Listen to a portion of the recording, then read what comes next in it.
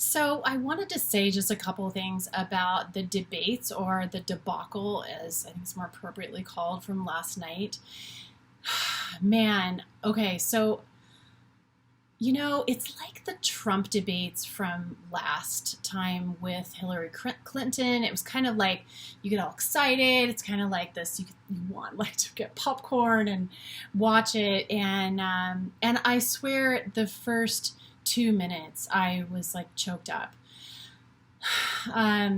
Unfortunately, not from some kind of patriotic feeling or anything like that.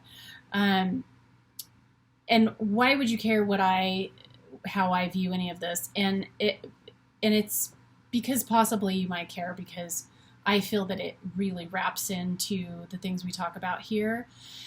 And the reason I was choked up initially at the debate, watching the debate, was it just was sad to me. And in particular, he looks good, right? He looked surprisingly good to me, but I don't know. I just picture him like being my dad, and just felt really sad at kind of this circus thing that's happening. And as it went on, if you watched it, in my opinion, it just got worse and worse. It was like two little angry boys in a sandbox throwing sand at each other. And if I had to vote for somebody last night, it would be the moderator. That poor guy went home with a migraine, I'll bet you. But there was something really missing last night, and it was so clear. And what's missing is heart, right? Heart and a big picture. And I just kept like hoping beyond hope somebody would stand up and say something to the effect of, you know what, we're all doing our best here. You're doing what you can do. I'm doing what I can do. We want to make a better world. Something big picture, right? Something stepping out of this whole dynamic they were in that was just embarrassing. To me, that's embarrassing. And I hope with all my heart that this is kind of the last hurrah, the last huge fireworks display of this kind of leadership. Because I was sitting there with my 3-year-old daughter, and fortunately she's a little bit young to really know what's going on, but she feels the energy of it.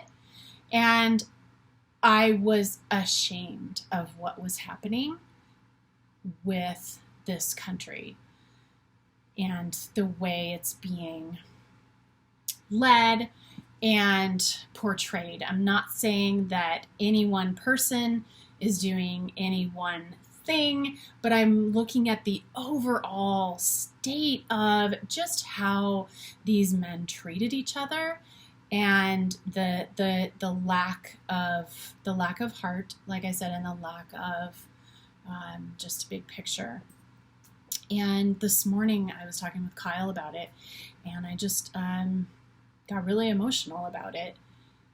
And it occurred to me how much and I don't care if you're male or female, but how much our open, caring, loving hearts are needed right now, and how much us being connected to ourselves, connected to those hearts, how important, how vitally important that is. That's always important.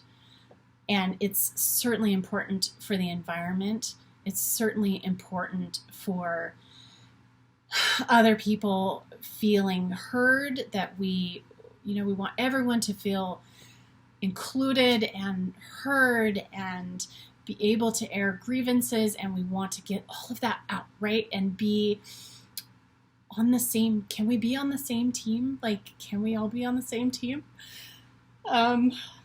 Yeah, I just got really emotional about it, and I just kept like hoping, can some woman come in? Can can some real big-hearted woman come in and say, look, this needs to be different. Let's work together. Let's stop throwing below the belt punches and just trying to take each other down. And to me, this was an example of like male traits at their worst or near their worst, that can get really out of hand without feminine energy coming in. And I've just been noticing when I'm by myself in my place or with Vivi, just the feminine heart makes order, softly, right? I grow plants, I take care of things, I make food. As women, these are inherently, for a lot of us, what we do when left to our own devices, what we do when those traits and those skills are not devalued by our culture. And I kept having this picture in my head, like a vision of like an aluminum or steel, like a metal frame that is this masculine, patriarchal way that things have been done so often and the way things are structured.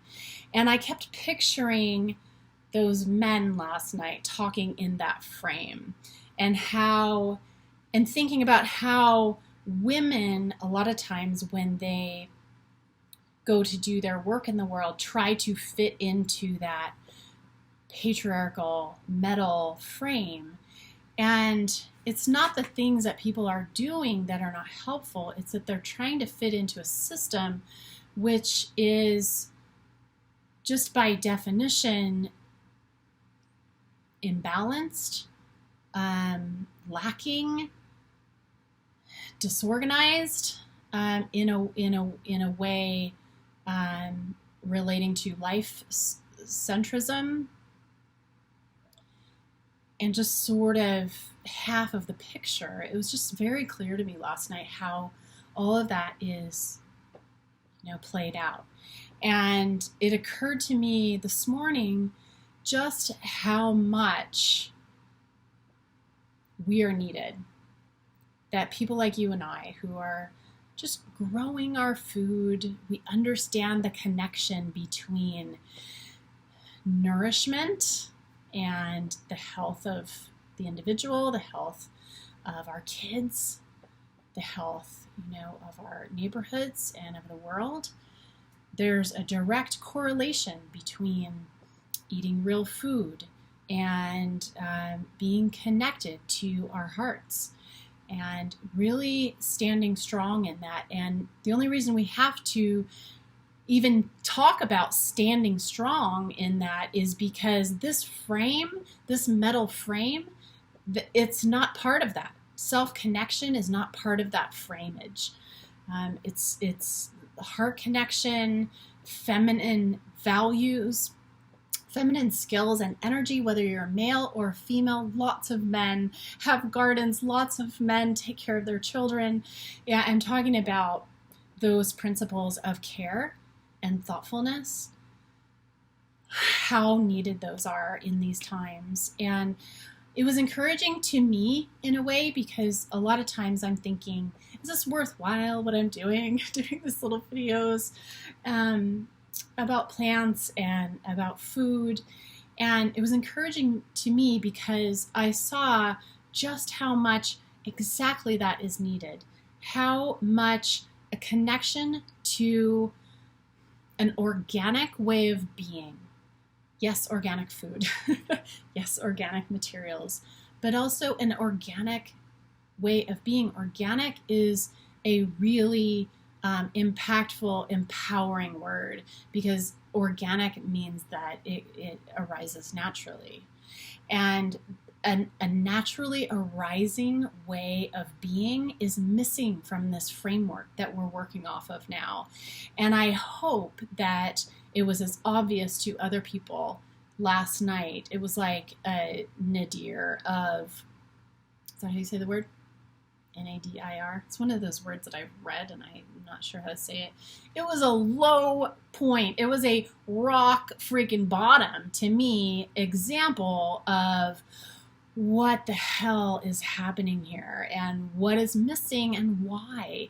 And I hope that this way of being in the world and this way of running this country, and I know there are lots of other factors, but I think in a very big picture way, we're missing this organic, connected way of being. And everybody who's on the ground, growing their own food, understanding the connection between food and mental health and the health of the earth.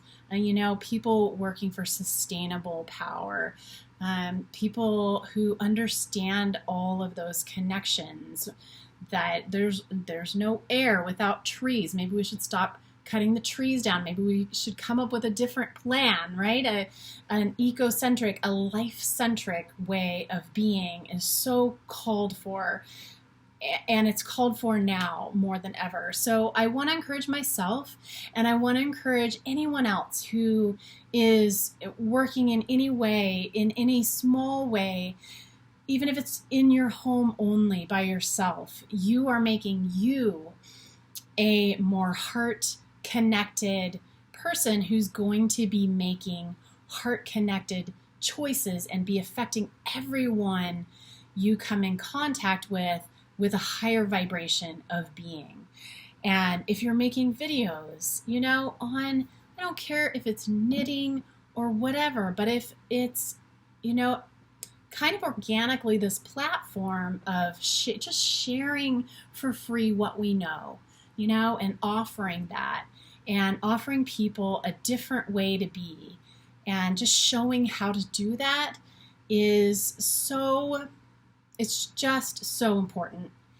And I just want to say thank you for being here. If you're watching what I'm doing, you're so important, and you're just as important watching as I am talking, and you could be doing this too. But whatever you're doing, if it's in alignment with your heart and keeping you aligned with your heart, then it's wildly important and drastically needed during this time. So much gratitude. Thank you, and so much love.